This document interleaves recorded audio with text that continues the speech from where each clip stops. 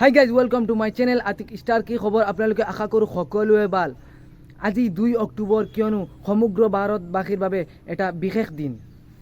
আজি 2 অক্টোবৰ মহাত্মা গান্ধীৰ জন্ম হৈছে, সেইকাৰণে আজি ভাবিলোঁ এটা ভিডিঅ' বনাই আপোনালোকক দেখুৱাম।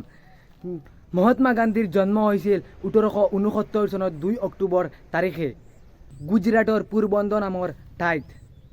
তেখেতৰ সম্পূৰ্ণ নাম আছিল মোহনদাস কৰমচান্দ গান্ধী। তেখেতৰ দেউতাৰ নাম আছিল কৰমচান্দ গান্ধী আৰু তেখেতৰ মাতৃৰ নাম আছিল পুতলীবাই। 1915 চনত গান্ধীজী ভাৰতলৈ আহিছিল।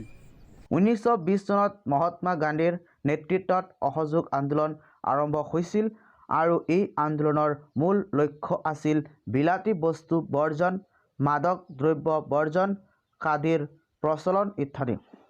ইয়াৰ পিছত আকৌ 1930 চনত গান্ধীজীৰ নেতৃত্বত আইন অমান্য আন্দোলন আৰম্ভ হৈছিল। এই আন্দোলনৰ মূল কথা আছিল সাগৰৰ পানীৰে লোণ প্ৰস্তুত কৰা আৰু লোণ সম্পৰ্কীয় চৰকাৰী আইন অমান্য কৰা। ইয়াৰ